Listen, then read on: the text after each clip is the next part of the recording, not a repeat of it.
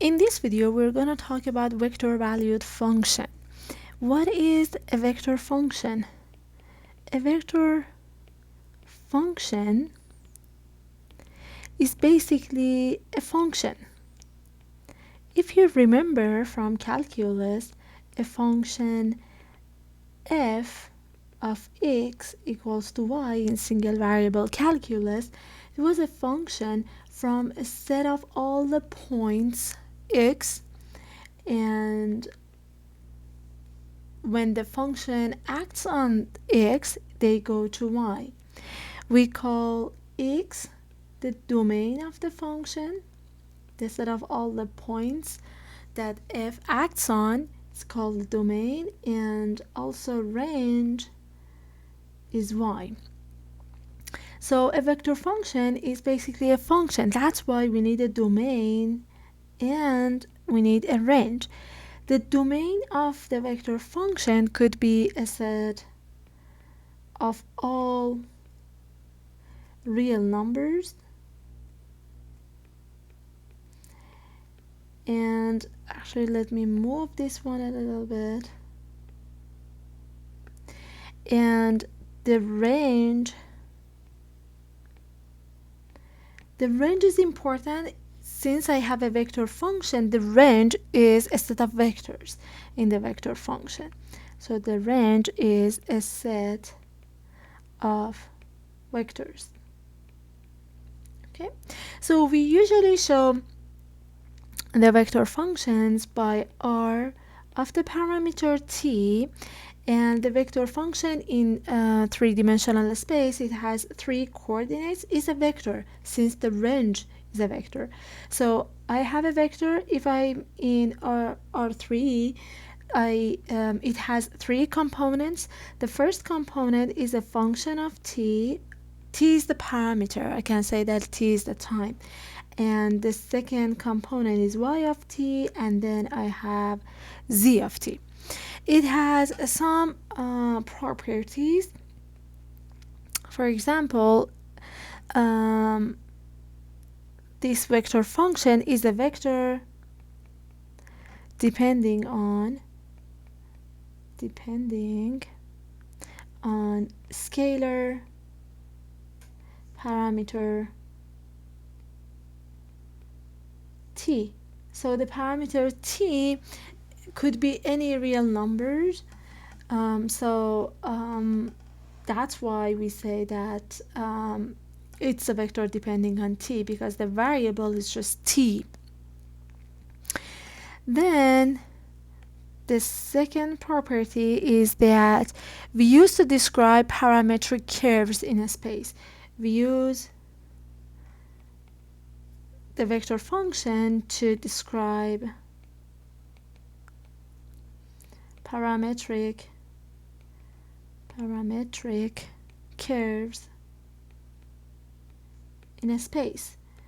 So why just curves?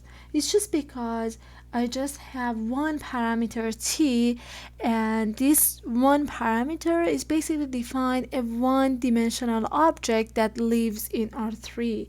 That's why it defines a parametric curve. If I want to define parametric surfaces, I need 2 parameters, x and y, or some other parameters, r and s. But here, when I want to define a curve is basically one-dimensional object. It's just a line like this. And so we just need one parameter t to define it. That's why vector functions are good for that. Number 3, you can think of this as, think of it as a position vector, as a position vector of a moving point. So basically I just have one point that at different time it's somewhere on the curve. Okay. Number 4 is defining the limit Okay, so it's basically a function, so we can define a limit for that. So the limit of the vector function r of t as t goes to some point a would be basically a vector, and the components of that vector would be the limit of each one of the components. So the limit of x of t as t goes to a, the limit of y of t, let me move this one, as t goes to a, and the limit of the third component z of t as t goes to a. That's the limit. We're going to talk about the limit later on. Then another property of that is that we are going to state that the vector function r of t is continuous if the limit of r of t as t goes to a is equal to r of a. Remember this for a single variable calculus, the limit of a function at t as t goes to a, if it is equal to the value of the function at a, f of a, then we're going to say that the function is continuous. So we're going to have this situation in here.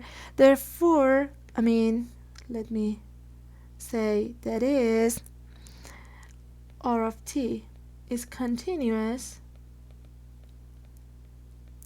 if and only if each one of the components ct is continuous. So if one of them is all of them is continuous, then we're gonna say that the vector function is continuous. And the last property that I want to say, let me just keep all of them in the same place.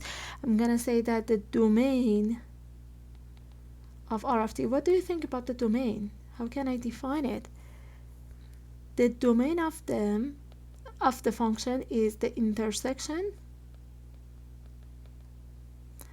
of the domains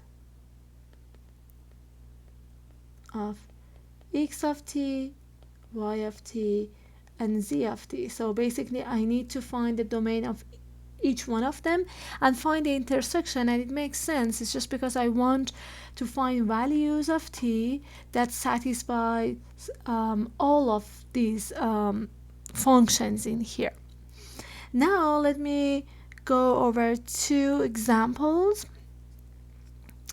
So example 1 is that, for example, r of t, I can define it as cosine of t negative t squared plus 4 and t over 2 plus ln of t, for example. Then, for example, the value of the function at the time pi, or the value of the function at pi would be cosine of pi negative pi squared plus 4 and pi over 2 plus ln of pi. This is negative 1. Okay, so I get a vector, as you see, at this point. How about the domain? Let's check the domain. Domain of r of t is what? So the domain of cosine of t would be all real numbers. Okay, the domain of negative t squared plus 4, this is a polynomial, so I can put any numbers in here, so it would be also r. And the domain of t over 2 plus ln of t, so t over 2 is a polynomial, I can put any number in here, but for ln of t I need to look for the values that are positive in here. So I should say that t should be greater than 0, therefore it would be r positive, all the positive real numbers. So intersection of all of them, the domain of r of t would be the set of all x's such that x is in r, all real numbers, and x is positive and not equal to 0. Okay. Another example that I want to go over it is this example. So r of t equals to cosine t, sine t, and then t where t is positive. What is that? Well, I say, okay, this is what? This is x of t, the first coordinate. This is y of t, and then this is z of t. Okay, if I want to describe this vector function in here, this is the way that I should do it.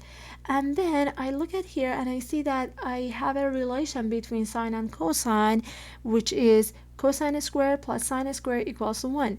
That's why I say x squared plus y squared equals to 1. Right? And so this vector function, I can define it like this. Let me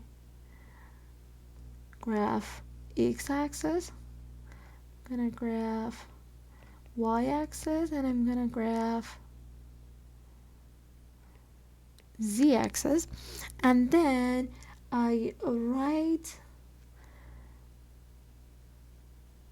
a circle of radius 1 because that's the equation of a circle of radius 1. Okay, and you see I have a t, which means that I have this relation between x and y coordinate of my function, but I have also a z in here, and z is the parameter that is free. So I have a cylinder for now. So let me graph the cylinder in here. So I have this cylinder because x squared plus y squared equals 1 and z is free. So that's a cylinder. But if I trace the values for t, for example, at t equals to 0, r of 0 is what? Is cosine of 0, sine of 0, and then 0. So cosine of 0 is 1, sine of 0 is 0. So at t equals to 0, I'm here. And then if you just plug in t equals to pi over 2, t equals to different numbers, and then you trace it, the values that you get, you will see that you are walking along that cylinder like this. You're gonna walk along the cylinder, and then you just go up by plugging different numbers for t, different values for t, and then you see we're gonna go up along the cylinder. Okay, so this curve r of t, can say that this curve lies on a circular cylinder, x squared plus y squared equals to 1, and it has a name. It's called helix,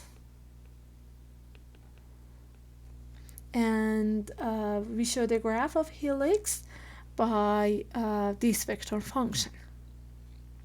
On the next video, we're gonna talk about important parametric equations.